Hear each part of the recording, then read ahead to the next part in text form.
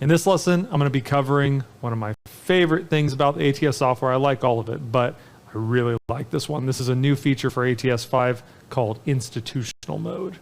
Very official. So right down here, you notice that you got this little button here, has this little kind of like institutional bank looking building here. If you click this button, magic happens. Click it and give it a second to refresh. Boom. We got a change of color scheme that just looks cool. Honestly, that's the only reason that we changed it. There's no utility value. It looks cool, but we have other components to ATS. Now, these components are not what I would call core ATS framework. Core framework is going to be boxes, expansion lines, liquidity lines. Those three components make up the ATS base indicator.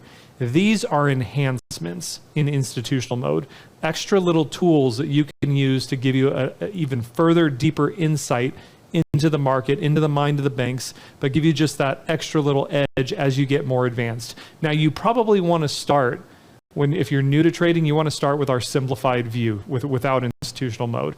But as you get familiar with the basic concepts, you get used to looking at those charts, then it makes sense to go into institutional mode. Let me explain these other components here. Now, there's three different things that change here besides the color scheme. Okay, we have these red lines right here that have these dotted red lines that go to the flat red lines with these numbers. You have those on the tops and bottoms of these boxes pointing back to boxes, so we'll explain those. You have these numbers right here where it says 1, 2. You know, we have those all over the place. Right here you said 1, 2, 3, 4. And then we also have these blocks right here that also appear. So I'm going to explain what each one of these things is and explain to you how it works. So starting, let's talk about these blocks. These are what we call institutional levels. And what these are they're simply marking what we call inefficiencies in the market. Now, an inefficiency in the market happens when price moves rapidly. Okay, it just moves, it goes really fast. It leaves kind of almost like free space in the market. Now, from a market maker's perspective, they want to keep very orderly, efficient markets to make their bread and butter money, which is spread. So that's that little markup that they add to every buy and sell position that constantly just flows in. They want the market to just go up and down, up and down, up and down. That's why they like to keep it in contraction and then expansion ranges. They can collect a lot of spread. But when the market finally starts to move, it starts to get less and less and less efficient. But that is also a marker for us when we see inefficiencies start to form to show themselves that the banks are on the run. Something could be happening that we could take action on and potentially do a good trade, right? So going back here, these institutional levels, you have these dark ones, and then you also have the green ones here. The dark ones signify bearish institutional activity, meaning to the short side, and the green ones signal bullish institutional activity. So when we see these kick off a move, they're going to give you these three different levels right here, and then the center line. The center line is the most important one to pay attention to. The center line, when you see a big aggressive move like this that's trading away from a value point, if you're going to trade that, ideally you want to see it hold above the center line here, because that shows that there's a lot of commitment on the institutional level. If there wasn't a lot of commitment, then they would let it trade back all the way into the bottom here because they want to keep it in that tight range and collect more spread and keep balancing their portfolio and doing the things they do in the manipulation part of the market, the expansion phase. So when they start to let these inefficiencies hold and not recover them, that can be an indication that you're going into a more extended move. Now, as you can see, this market right here is just expanding back and forth. It can still leave inefficiencies in an expansion, but what it's telling you is that the aggressiveness is amping up, and it's just really a cue to pay attention and also a good place to manage trades. You'll notice that we have these bullish levels holding this trend in place until it reverses up here. You notice you get really fine-tuned right here. We had this slight bearish institutional level right here at the top, and then you could see that it held, and then we had this massive spike down. This was news. You want to be careful around news. You're mostly not going to catch a lot of these trades unless you're in on the longer time frame. But it just depends on what time frame you're trading.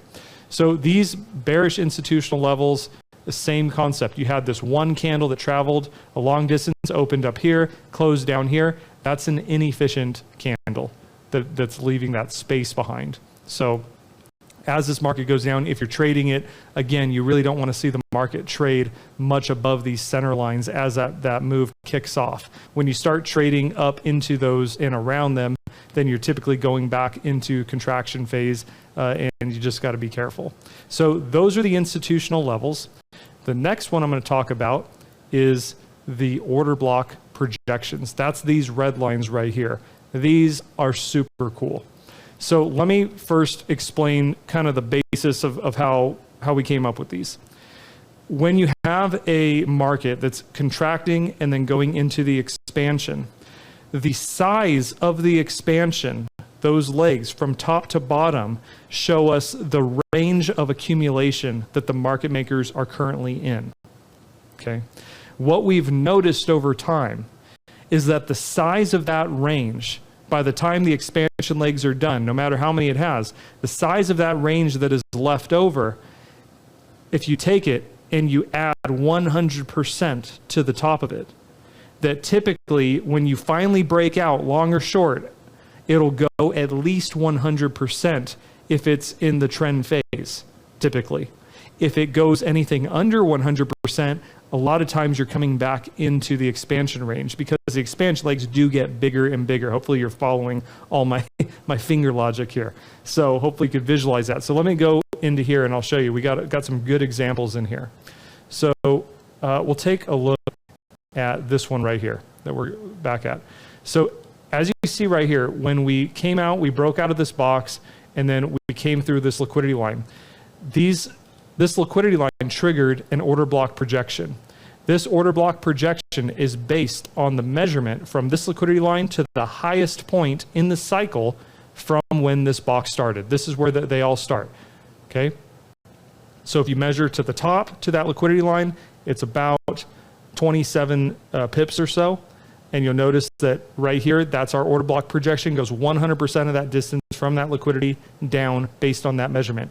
And we have these numbers here that are telling us that distance. So we can make projections if we're trying to trade out to one of these order blocks. We know how far it is and how much potential profit is in the trade. Now, as you can see right here, that the market traded into that order block projection, but really wasn't ready to take off. It pulled back, came back, and then held above that order block projection. Remember what I said is that if it doesn't hold above, then likely it's coming back into the expansion range. Well, where's the expansion range? It's right here where the expansion line is. Right here inside it. It comes back up in.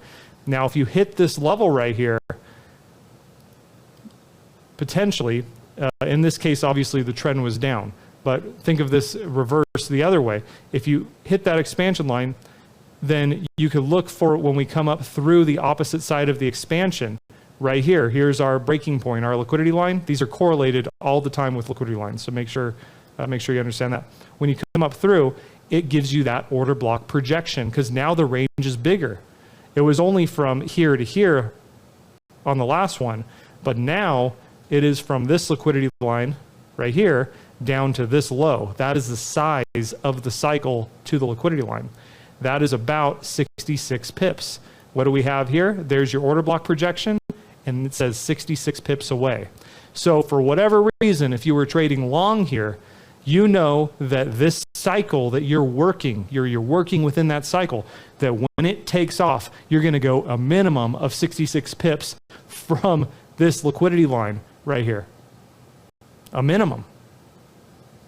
So as you can see, this traded, look at all the way up. We have liquidity here, but also it's just right under that order block projection. So what does that tell us? Wasn't just yet for this. This wasn't just yet ready to go into that trend phase. And then we had that news come out and we just blasted all the way down to the downside liquidity down here, and it's still moving, and we start a new cycle right here. But these order block projections give you areas not only to potentially control risk, but they give you areas to shoot for when you're in profit. You know that if you're trading a cycle, you're trading an expansion leg in expectation of the trend phase, you have these order block projections that pop in and give you that projected price, and it gives you a very, very good solid place to take your profits. You have an exact number that you're looking for. It shows you the amount of pips. You could add that to wherever you actually got in. And you know exactly what your upside is that you're looking for. So just another way to control your risk management, your risk reward ratios, all those things. So very, very cool. No one else has anything like this. This is all proprietary to us. And you guys could see that these are tools that help you. They are enhancements to the ATS methodology, but they are not core framework. It's still built off of the box, and they always point back to the box that they're referencing.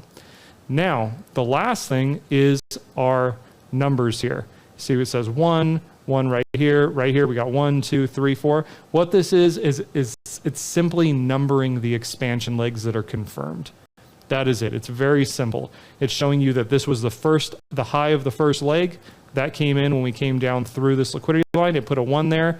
And then as we came up through this liquidity line right here, it put a 2 there. They do lag a little bit, but in hindsight, it helps you look back to see how many legs were in the cycle, especially when you approach previous framework. That's a little bit more of an advanced technique, which you'll learn later on. But it just helps you have a clean visual of the numbers of legs that are happening in the market, and especially on the cycles that you're interacting with. So that is institutional mode. You get those little enhancements that give you that little added edge, but just make sure that you're ready for them. Don't put this on too soon. Make sure you learn the basic concepts. Trade those for at least 30 days or so before you really dig into this, because you don't want any more to process in your mind until you have the basics down.